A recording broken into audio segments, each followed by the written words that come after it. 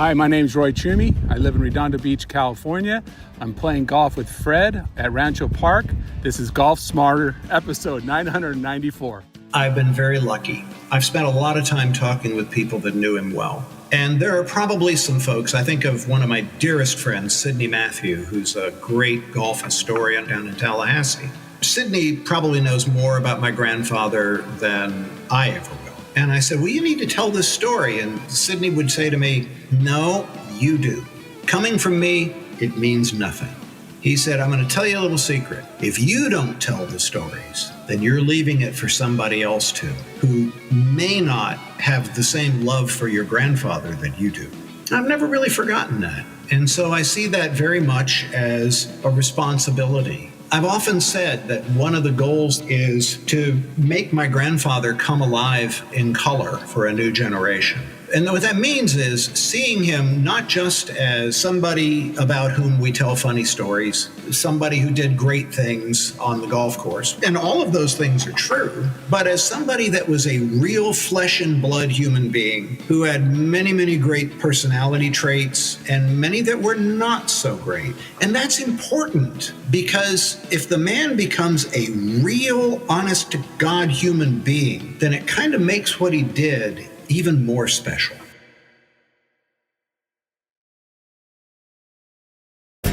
Growing up with the name Bobby Jones comes with pressure and pride. With grandson, Dr. Bob Jones IV. This is Golf Smarter, sharing stories, tips, and insights from great golf minds to help you lower your score and raise your golf IQ.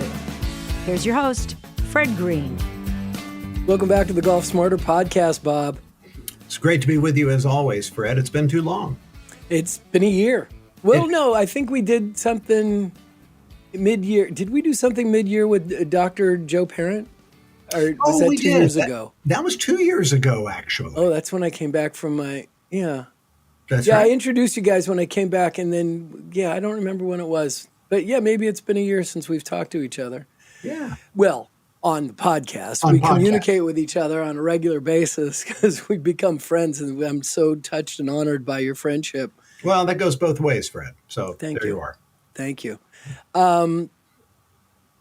So, like this week, as always, when we talk, it's the week of the Masters.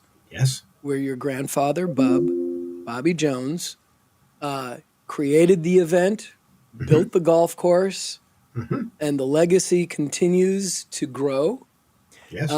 And actually, it's coming up to a really big event, the timing of it, for your grandfather, correct? Well, it is. It is. One of the things that's happened starting in 2023 is we've come up on the 100th anniversary of all of my grandfather's major championship wins. In 2023, we celebrated 100 years of his first United States Open victory at Inwood Country Club outside of New York.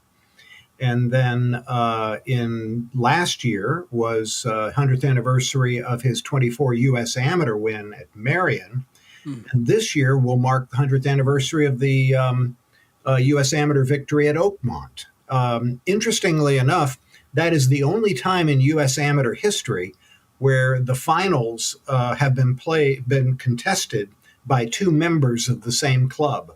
Wow. Yes, Bub defeated Watts Gunn, who was also a member of the Atlanta Athletic Club, and to win his second consecutive United States Amateur in 25. Another little tidbit on that people forget, Bub beat Watts pretty badly in that final. Of course, he beat everybody pretty badly. But what nobody remembers is Watts played. Remember, this is 1925 now. Mm-hmm. Watts played like 90 holes of golf at even par on Oakmont, which then as now is just a staggering statistic. Yeah. Absolutely staggering statistic. Huh. Yeah. That's really remarkable. And help us understand, give us a perspective on how in the days that we're talking about, the early 20s, how important amateur golf was to the game itself. because it's radically changed, and it really changed in this century with Tiger. In this century, yes. Amateur golf in the early, really, the amateur golf up until probably the 1970s, amateur golf was very much its own game. And it was not necessarily considered to be a feeding ground for the professional game. In the 1920s, when my grandfather played, the people who played in the amateur game were every bit as good as the professionals. Professionals in those days were mainly people who had club jobs who would play in tournaments to supplement their income. Mm-hmm. And the amateurs, and in fact, the amateurs, for example, if you were an amateur and I was a professional, you would be listed on the score sheet as Mr. Fred Greene. I would simply be listed on the score sheet as Bob Jones. Because I get the because title you were an Mr.? amateur. That's correct. You would get Mr. I would not. And here's the interesting thing. In the United Kingdom, I believe all the way into the 1950s, I think, professionals were not allowed in the clubhouse at all. They would have to change their shoes in the parking lot. Wow. Yes. And one of the things that was really interesting about that, too, you also have to remember in a lot of golf tournaments, even in professional tournaments, it wasn't a question of the top players in the field. Everybody in the field who made the cut got a paycheck. It wasn't that way at all. If you finished outside the top, I don't know, if you finished outside the top 20, you didn't make anything. Right. And even if you finished in the, tied for 20th, you might make $50, $100. Yeah, exactly. It wasn't going to pay your expenses for the week, that's for sure. No. That's why the Masters was always a very radical tournament, and that was any professional who teed it up got a check. Mm. And there were a lot of things about the Masters that were absolutely radical because that never really sat well with my grandfather, that professionals were treated so, as he would say, shabbily by the golfing establishment. So when he created the Masters, he wanted to make sure that the professionals were treated well, that they were able to come into the clubhouse, that nobody got entered on the scoreboard differently just because of their status within the game. And he wanted to make sure that everybody got a check. Now, some of that was driven by the fact that this is a tournament that's being held in Augusta at this point, originally in March.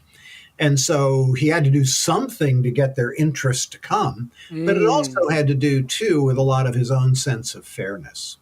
Mm-hmm. So, but golf in the 20s, the amateur game in many ways was it. I mean, I'll give you an idea. In 1929, my grandfather went out to play in the U.S. Amateur, not too far from you, in Pebble Beach. And it was the first time the amateur had ever been contested west of the Mississippi. Huh. And that was 1929. And he decided that, back then, of course, it's not like you hop on a jet and go out there. You got to take a train. And he was planning on being on the West Coast for a couple of weeks. And so he had made arrangements to go play the opening round at Pasatiempo. But at any rate, he goes out to Pebble Beach. He's expected to go through that field like a hot knife through butter. And instead, in the very first round, he was defeated by somebody that nobody had ever heard of, a guy named Johnny Goodman. Beat him in the first round. Nobody had ever heard of Johnny Goodman. Well, 4 years later, they would, because Johnny Goodman in 1933 became the last amateur to ever win the United States Open. So that gives you an idea as to just how good the amateur game was. Right. And, Bub never really had any desire to turn professional. One of the reasons was that he used to just say, to sort of shut the conversation up, is he would just say, well, there was no money in the pro game. I could just do better by being a lawyer and this, that, and the other. But I had no money in the pro game. Walter Hagen used to say, yeah, that's nice. If Bob Jones had turned pro, there would have been. Yeah, that's it would have just changed how popular he was. Well, he was incredibly popular in American culture, right? I mean, wasn't Bobby Jones the first person to ever receive a ticker tape parade in New York City? A first golfer. The first golfer. Yes. And he's the only golfer to receive two. Two of them. Yes, one in 26 and one in 30. Amazing. And yes, and in fact, for a long time, he was the only individual to receive two. John Glenn became the second. And of course, John Glenn had to orbit the Earth a few times to do that. Bub just had to hit a little golf ball. Around the Earth twice. Yes, exactly. But but no, he was, people just do not, well, think of it this way. In history, there have only been three people that have really moved the needle in terms of the popularity of the game of golf. The first one was Bobby Jones. The second was Arnold Palmer. And the third was Tiger Woods. Mm-hmm. They both brought tons of people into the game. There was so much interest that after Bub retired, after winning the Grand Slam in 1930, the USGA begged him to please come out of retirement and play in the 1931 U.S. Open because they were terrified what would happen to the gate without him there. Right. And it's a good thing they didn't have TV then. Oh, well, but the 1930 U.S. Amateur, which was at Marion, which is where they finished up the Grand Slam, right. That was the first, I believe, one of the first golf tournaments to ever be broadcast live on radio. Oh, my. And they had like 2 or 3 kids who literally would just unfold this cable all over the golf course so that somebody with a microphone. Oh, my. Yes. It's not as if it was like Ronald Reagan doing baseball games off of a news wire, right? No. They were somebody actually there with a wired microphone running through the course. Yes.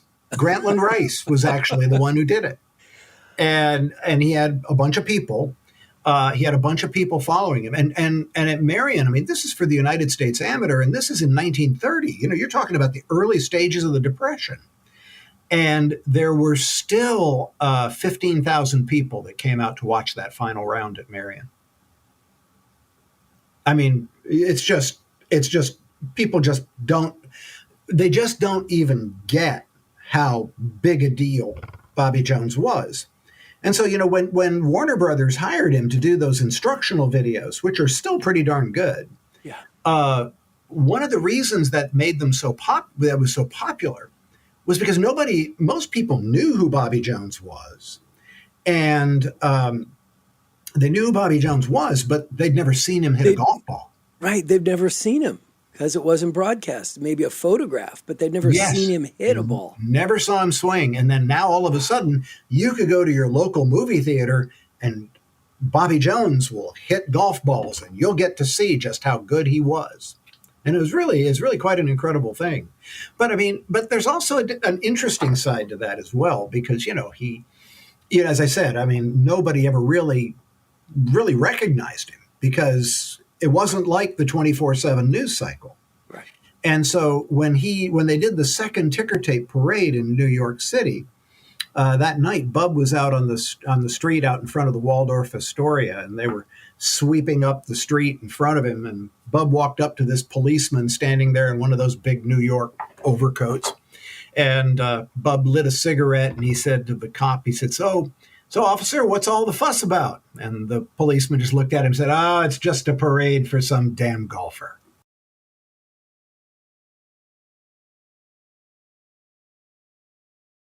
When we talk about amateur golfers and professional golfers in those days, in the 1920s, 30s, so the amateur golfers were the competitive ones. The professional golfers were the golf instructors that were working at courses. But I'm sure that they also made a lot of their living as quote-unquote professional golfers through gambling with people. Oh, most definitely. How did that sit with Bub?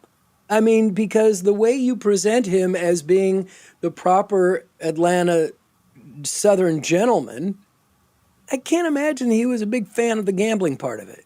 He wasn't a big fan of gambling on his own, but Bub very much had a laissez-faire attitude towards what other people did.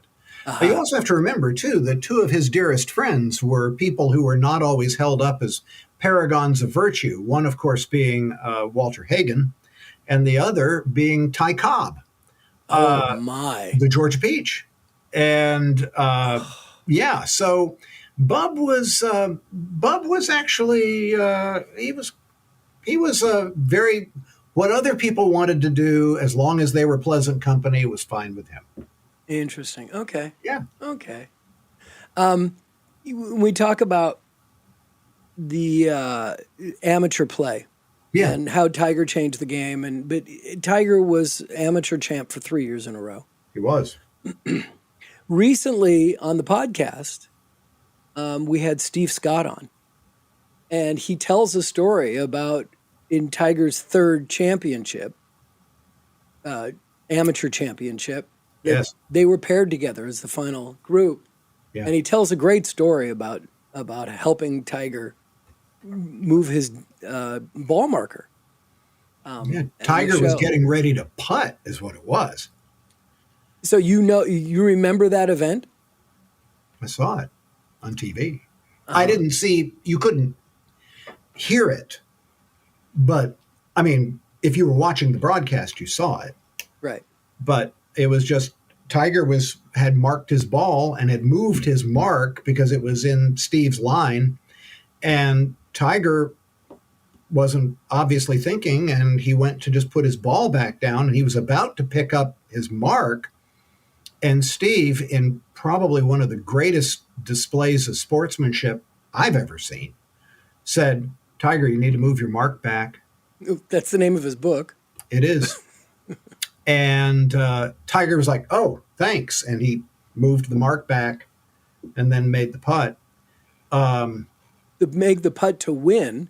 Correct. And if he didn't tell him, it would have been a 2-stroke penalty and Steve would have won. Well, it would have been, actually, no, it wouldn't have been. It was match play. It would have been an automatic loss of hole. Oh, okay. It would have been a loss of hole. Same outcome. Yes, yeah. You're right. It would have been 2 strokes if it were stroke play. Right, okay. But match play, it would have just been loss of hole. But the outcome, that would have been the same effect. Yes. Tiger, you need to move your... I wrote Steve a letter and I said, that may be one of the finest acts of sportsmanship that I have ever seen. You did? Yes. And he, in fact, Steve sent me a copy of his book that it was written by, it was ghostwritten with, Trip Bowden wrote it with him. Trip's a very dear friend of mine, and also is the son of a fellow member of mine at Sage Valley Golf Club in South Carolina. Okay. So, yeah. Amazing story. It's a small world. Yeah. But it's, and for everybody to know, here's a great tip that came out of that, is that when you move your ball, flip your marker over. Yes. You know who taught me that was there was a guy, a pro that I knew when I was a teenager and had aspirations, hopefully, of playing golf competitively. I never did. I've never been competitive in golf. Have fun, but I mean, he told me, he said, yeah, always make sure, mark your ball with a quarter or whatever coin you use, and mark it heads up. And then when you have to move your marker, flip it to tails, so that you will always know by looking at that quarter or that coin whether you need to move your mark. He said, of course, then the real trick is remembering, where do you have to move it to? Do you move it left? Hopefully you're lining it up. But I mean, even the people that I've told that tip to since I've learned it from Steve was like, everyone's like, oh, that's a great tip. It's one of those tips that it's like, oh, so simple. It falls in with the never, if you have to take, you're going from your golf cart path only, whatever, and you're going up to the green and you have to bring a wedge with you, you never just put your wedge down. You put it down between the flag and your cart. Yes. So you never go to the next hole going, I don't have my wedge anymore, right? That's right. So that's another one of those Yes. great tips that I've learned just from having these kind of conversations. Yes. So I want to go back about what stories do you have, and it's my favorite part of this year, stories you have about Bub and Ty Cobb. Well, they were just very, very good friends. You know, they were both from Georgia. They frequently would go hunting in South Georgia together. Ty Cobb, at one point, I forget what tournament it was, but it was one of the national championships, and Cobb was following my grandfather. And they came onto this par three, and there was like 4 groups waiting on this par three. And so when Cobb got up to the tee, he found my grandfather just sitting on the ground. And he chewed my grandfather out. He said, "You never sit when you're in competition. It's going to tighten up your hip muscles. It's going to kill your rotation, and you won't get that back for 2 or 3 holes." And so Bub always made sure after that he never would sit down. Cobb was one of these guys, though. He actually got a much worse reputation than he really deserved. He was. You mean for being a racist asshole? I'm sorry. Yeah. Well, there's actually been a couple of really interesting books that actually say that really wasn't true. Really? A lot of this was the image that Cobb wanted to portray. For example, actually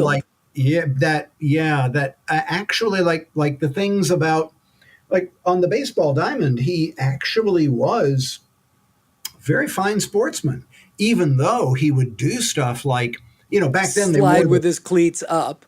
Well, but not even that. Now wait, well, they all did that. But what he would do was they would show these guys would like look over in the dugout when Ty Cobb was in the dugout, and he had his shoe off and he had a file in his hand and he was filing the spikes. So the message being, he's coming in cleats up and those things are sharp. Exactly. They have traction. They definitely had traction. But Bub definitely had some friends who qualified as characters. Oh, I bet. So, well, he was. He was in his own way. Yeah. In his own way. You were his grandson. He Yeah. wasn't playing golf. He wasn't well as you were conscious. How do you know this stuff? I mean, I've never called you out on these stories going, wait a minute, how do you know that? Here's the beauty of it. Fred will never know. I could just be making it all up. Who's going to call me out, right? Right. Actually, I've been very lucky. I've spent a lot of time talking with people that knew him well. Mm-hmm. And there are probably some folks. I think of one of my dearest friends, Sidney Matthew, who's a great golf historian and a fantastic lawyer down in Tallahassee. And Sidney probably knows more about my grandfather than I ever will. And Sid's told me a lot of this stuff. And I said, well, you need to tell this story. And Sidney would say to me, no, you do. Mm. He said, for me, coming from me, it means nothing. But you need to tell the stories. And he said, I'm going to tell you a little secret. He said, I'm going to tell you a little secret. If you don't tell the stories, then you're leaving it for somebody else to, who may not have the same love for your grandfather that you do. I've never really forgotten that. And so I see that very much as a responsibility that I have. I've often said that one of the goals that I would like is to make my grandfather come alive in color for a new generation. And what that means is seeing him not just as somebody about whom we tell funny stories, somebody who did great things on the golf course, and all of those things are true, but as somebody that was a real flesh and blood human being who had many, many great personality traits and many that were not so great. And that's important because if you make if the man becomes a real, honest to God human being, then it kind of makes what he did even more special and certainly more important.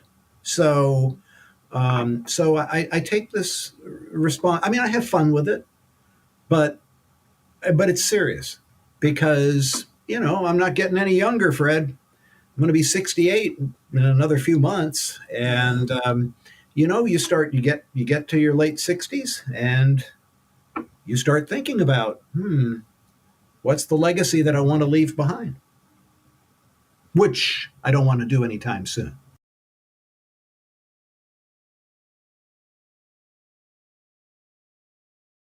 It's interesting that you talked about your feeling and getting that advice about carrying on the legacy of your grandfather, and better for you to do it than somebody else. Mm-hmm.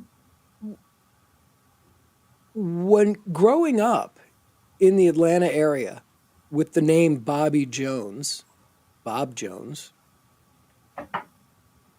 was that difficult as a child, or did you feel like there was a tension on you? I don't want to ask too many questions because I want to let you answer the question, but about the attention, positive, negative, however, what was that like for you? Well, it was difficult. First of all, I did not grow up in the Atlanta area, though. I grew up in Western Massachusetts. But I was born in 1957. And in the 1950s and 60s, though, it really didn't matter where you grew up. If you had a name like Bobby Jones, everybody knew what It was recognized, sure. Yeah. And there was always a certain amount of pressure that came with it. I mean, number one, the one pressure was the question, do you play golf? And, my father, of course, went through that same thing. And my dad was actually a very fine player. He was a +3 handicap at his peak, but, played in 3 national amateurs. And yet he always felt he was a very second-rate golfer. Well, yeah, compared to who he was, looking who he was compared to, yes. Yeah.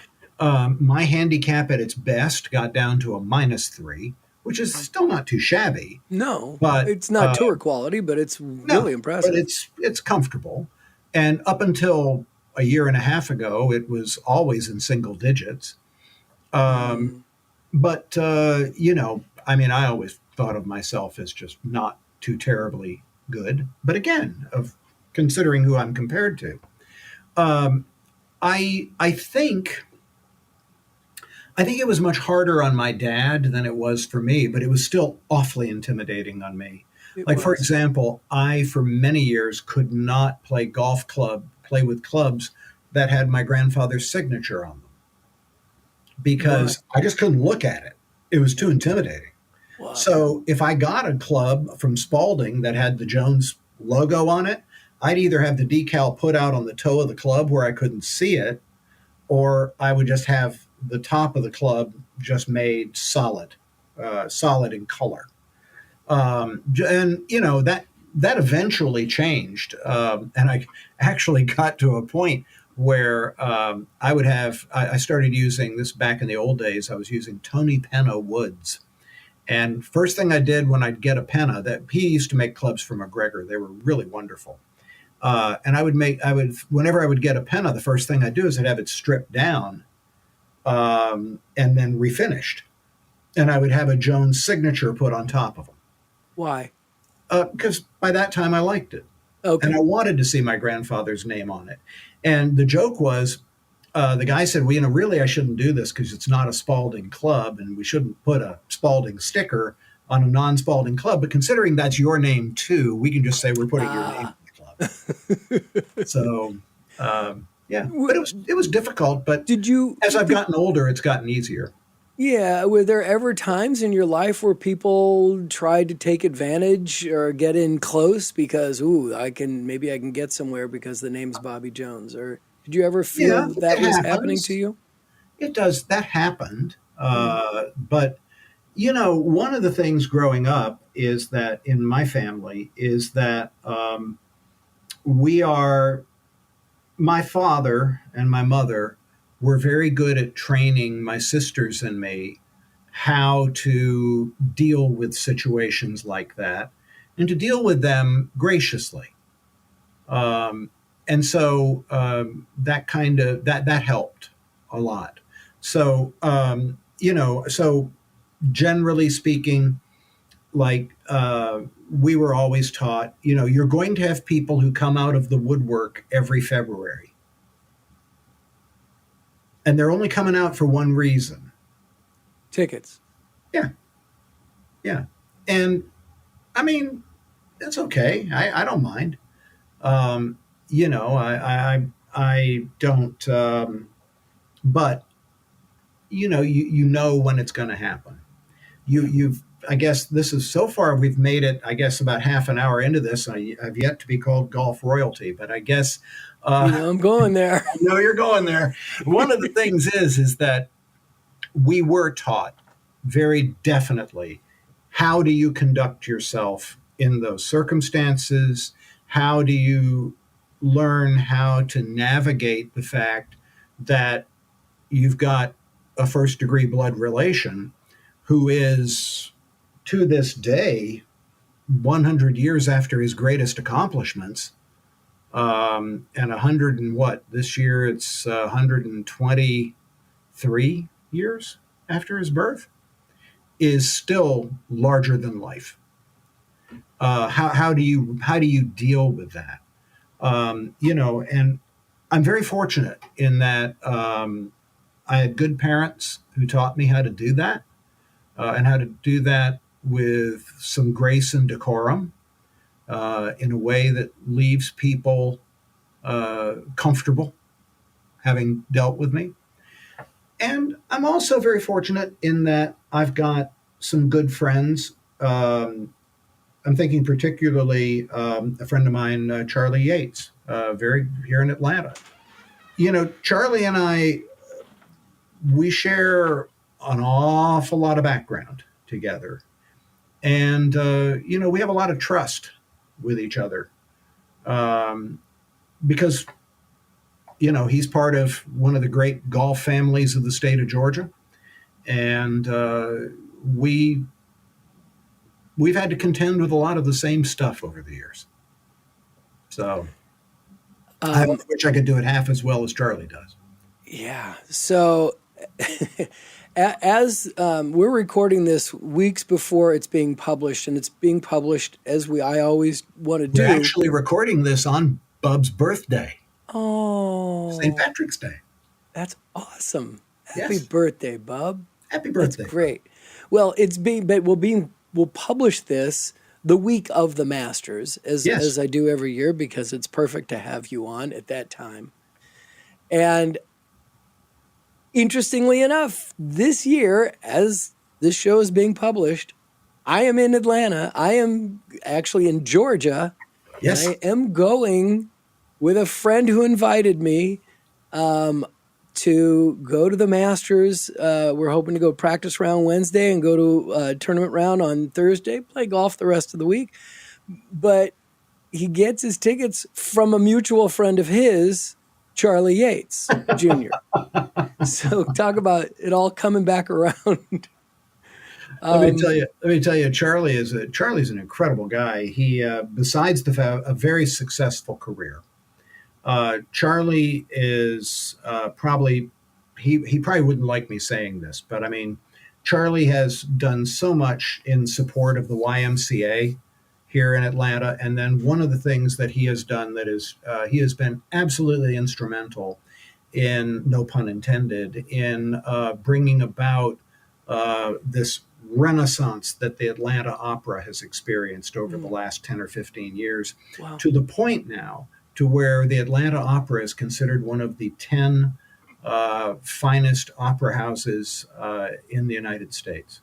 And that, to a large extent, Charlie would never agree with this, but that to a large extent is due to his absolutely relentless work in helping develop that company.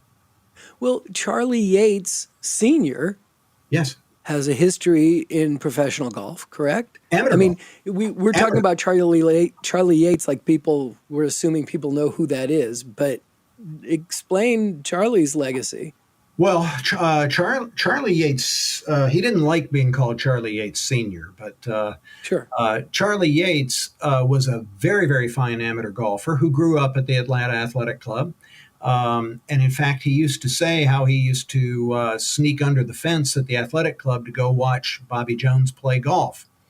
And he said that the highlight of his time as a young man was when he would go into the clubhouse and Bob Jones would buy him a bottle of Coca-Cola, and or as Charlie used to call it, the great elixir of Atlanta.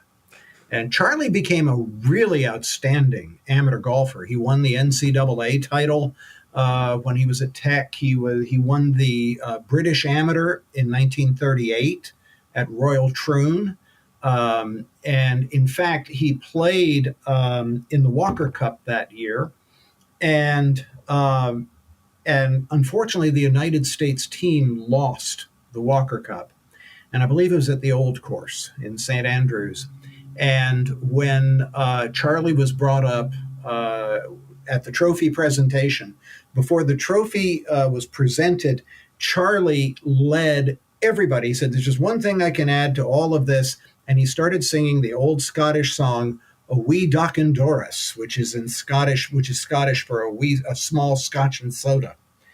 And several people had said that Charlie got more mileage out of a wee Doc and Doris than Bing Crosby did out of White Christmas. But Charlie was a member of Augusta National almost from the very beginning. He handled the press for decades. So in addition to being an outstanding golfer, he also made great contributions to the game of golf. He won the Bob Jones Award one year, which the USGA gives for sportsmanship. But even more than that were the contributions that he made to the city of Atlanta, not the least, good Lord, not the least of which was he was instrumental in the development of the Woodruff Arts Center, which is no small achievement. I mean, in many, many ways, Charlie is one of those people that for which Atlanta is what it is today. And his son has continued in that same legacy. I'm kind of amazed they let me hang on to them like a pilot fish. But it's interesting because you talked about how your father, being the son of the famous person, had such a difficult time, had a much more difficult time than you did, carrying that name. And so that puts Charlie, your friend Charlie, into that position of being the first generation removed from the fame. Do you know if he's had those struggles as well, or because? Well, if he has, it hasn't shown. Yeah. So if he has, he's certainly learned, he's certainly mastered the art. Much like my grandfather said to a young man at Pasatiempo when he said, "Bob, how do you play in front of all these people? Don't you get nervous?" And Bob looked back at him and said, "I get horribly nervous. The trick is not to let them see it."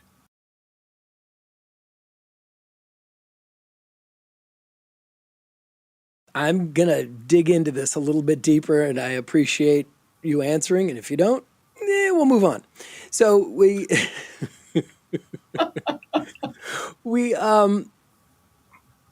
talk about, you being third generation, but also being raised with how to handle yourself. And I'm sure, I don't remember, you have siblings? I do. You do have siblings. You probably have cousins as well. I do. Right? So you and we all kind of grew up in the rebellious 60s and 70s. So did everybody buy into this, of your siblings and cousins? Did you all buy into this? Yes, we understand how we're supposed to carry ourselves. Absolutely. Or were there some that's like, nope, moving to California, goodbye. I don't want to be part of this. Well, no, not to California necessarily, but we did have people go, well, my sister went to New York. But nonetheless, when it came to having to do things that are related to the family, yes, we all bought into it.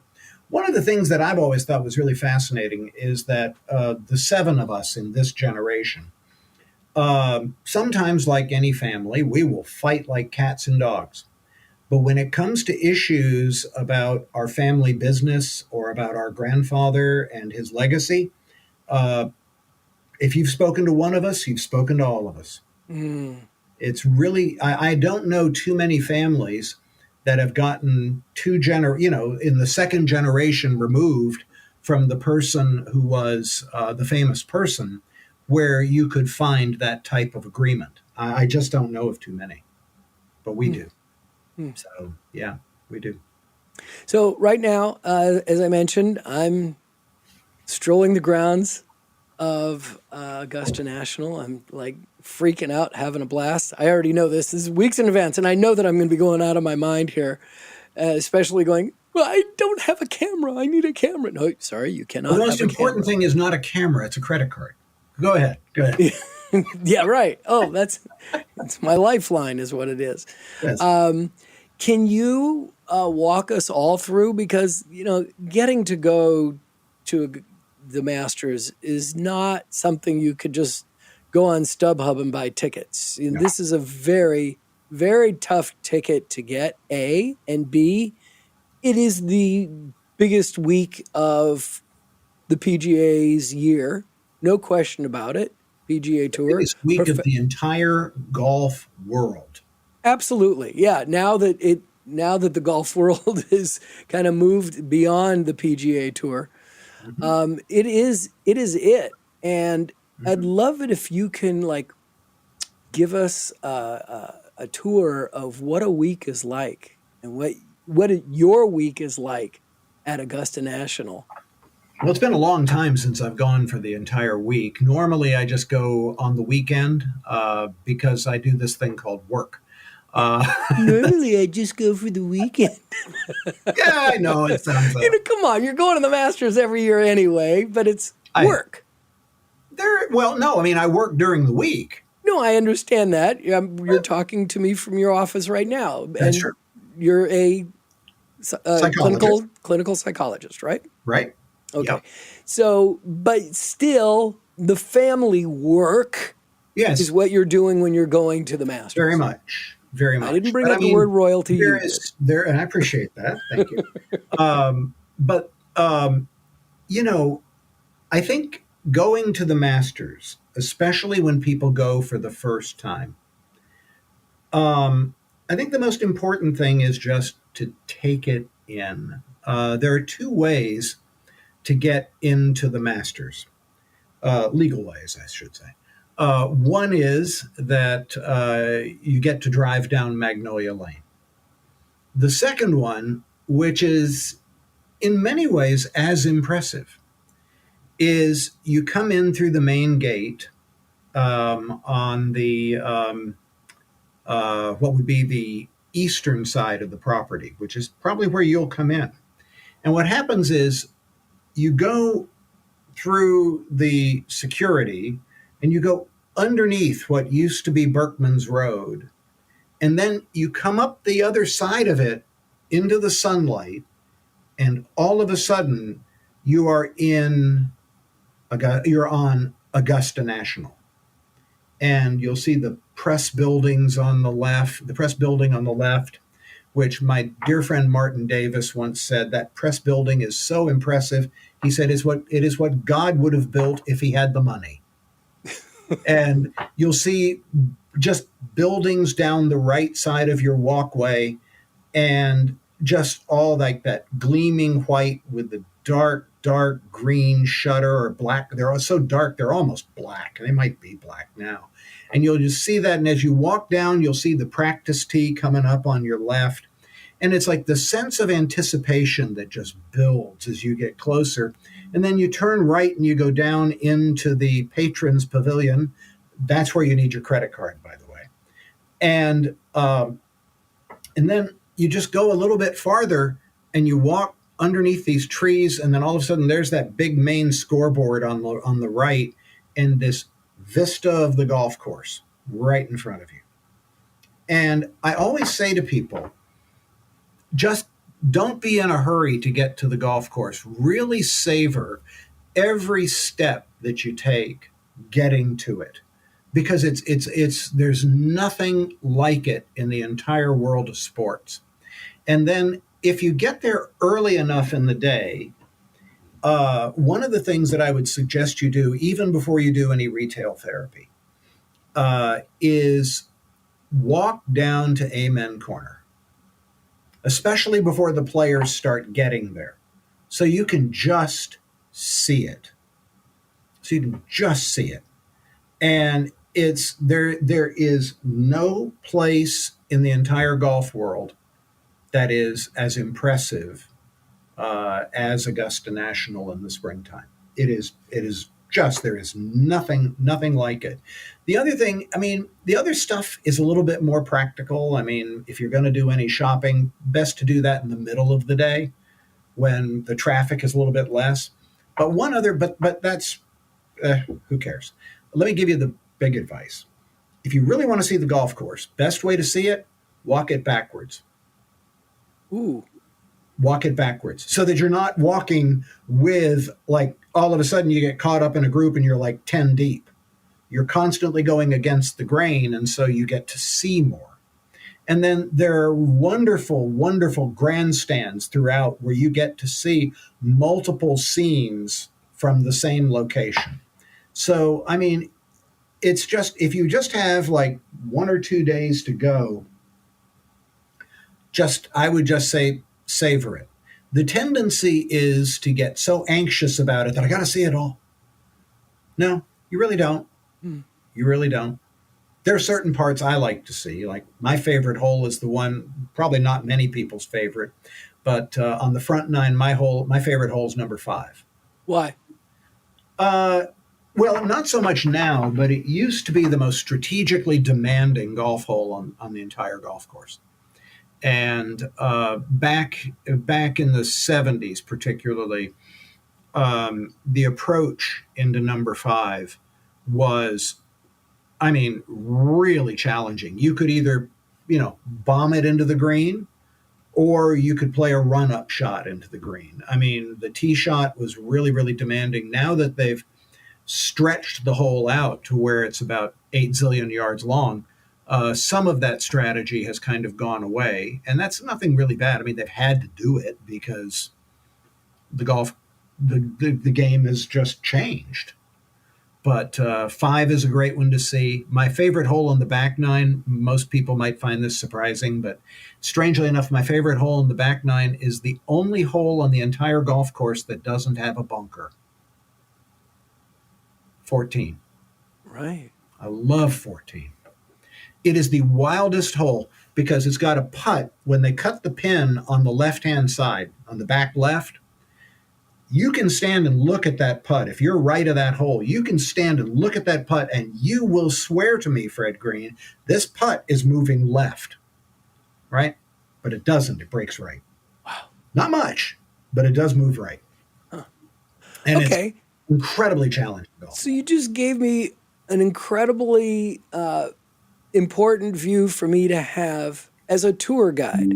Yes. I was asking about what's it like for you, Bob Jones IV, when you're there. Are you there as a fan only? Or No, I'm there. I am there because the club is very generous and makes sure that my wife and I have a very nice credential. But I'm also there because, I'm representing my grandfather and I'm representing my family, and I never try to forget that. And I don't know that I could forget it even if I could. are there? Do they have official duties that they No. They're perfectly content just to let you walk have me around? come and just enjoy. And they provide wonderful credentials, and we do have a wonderful time. And Yeah. what's the most important thing at Augusta, strangely enough, even more than the golf course, is I get to see people that I only see that one time a year. Sure, And yet I've seen them every year for decades. 45 years, 40 years. Wow. And sometimes, we're getting together and we're talking about friends of ours that aren't here anymore. No. And we're remembering them. And most of the time we're remembering people with a smile. Mhm. And, that's one of the great things about the Masters is it partially because it's the time of year, partially because it's the place, and partially it's because the man who founded the tournament. but it is, in many ways, it is the ultimate, even more than baseball's opening day. It is the rite of spring. It really is. Yeah. Yeah. And It really does, excited to be a part of especially for the golf world. It's like, oh, good, the Masters. That means I can go start warming up again. That's right. I mean, you got to understand, for half the country, At half least. the country has either just dug out of snow or it's digging out of snow. Yeah. And this is sort of the sign. I mean, the azaleas are blooming, the flowers of the dogwoods are blooming, and if the azaleas aren't blooming, I'm sure they'll find a way to make them bloom. Yeah. I mean, other than the Masters, it's really like the Ryder Cup, team golf that really makes everyone stop. But No question. Nothing like the Masters. And No. and even more so now that we're oversaturated on baseball with, games every day and spring training and stuff. And the interleague play on opening day makes me I don't even want to get started with that one. But no, the Masters really is the sign that everything is going to be okay in the world. The only thing in sports that I think even remotely compares with it, there are two things that are, it's going to sound strange when I say it, but there are two things in sports that will remotely compare with the Masters. Okay. Number one is Wimbledon. Sure. Held at the same place every year. Right. It is that sport's hallmark event. Yes. It really is. Right. And the second is, and I'm almost scared to say this, the Daytona 500. Well, okay. I know that the Daytona 500 is the Super Bowl of stock car racing, NASCAR, but it's the opening of the season. But it doesn't signify springtime like those two that you just brought. No. That one, no, it's held. In fact, it's still held in the winter. Yeah, right. So the Masters really says, everybody, come on outside. Yeah. It's beautiful. We're going to get to play now for a couple months. And Wimbledon is held in the middle of the summer. Exactly. Yeah. It's an important event for the sport, but it doesn't mean for the culture what the Masters really signifies. It's so funny because that wasn't the original plan for the Masters. Sure. It was originally supposed to be in March. And when they finally decided to move it to April, they decided to move it to the first full week of April. And the funniest part is that somebody went to Cliff Roberts and they said to him, Mr. Roberts, don't you understand that if you move this tournament to the first full week of April, about once or twice every 4 or 5 years, that Sunday of the Masters is going to overlap with Easter Sunday? And Cliff said, well, can't they move it?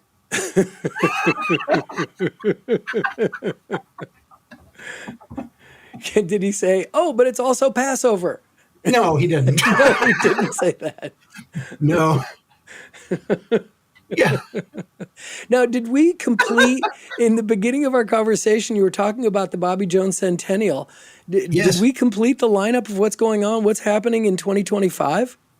Well, did we get there? 2025, we don't have anything set yet for 2025. I see. But that will be, the Centennial will be at Oakmont this year. Okay. And we're hoping we can get something worked out with them. I was lucky enough to be able to go to Inwood Country Club in 2023 and play around a golf there on the actual 100th anniversary day. Nice. That he won. And then last September, I went to Marion and played around at Marion, not on the 100th anniversary, but it was in the same month at least, and then spoke at a dinner there that night. The funniest part was I went there with a big leg injury, and so I was walking around. Marion's a walking-only golf course. My wife was with me, and Mimi said to me on about the third hole, she could see I was in really bad pain. And she said, Bob, are you sure you want to do this? I said, honey, this is Marion. I don't care if somebody has to come out and drag me around this golf course. I'm finishing this round. There you go. So, yeah. So I That's did. a man. I was a man. I was in agony for about 2 weeks afterwards, but it was worth every bit of it.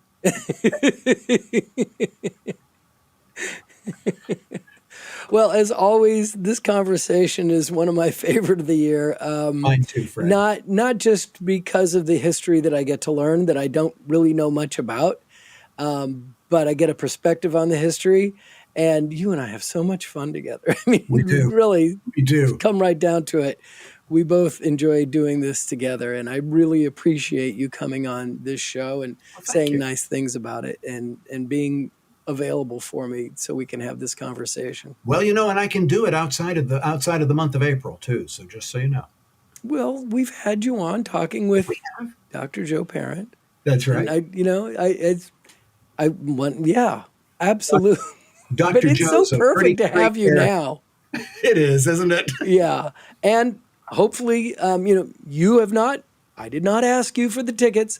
You have not gotten any of these tickets, and so I hope I get to see you when I'm there, because I really would love to meet you face to face. I would. It's hard to believe after a number of years that we've never actually met in person. No, it's We're going to amazing. remedy that.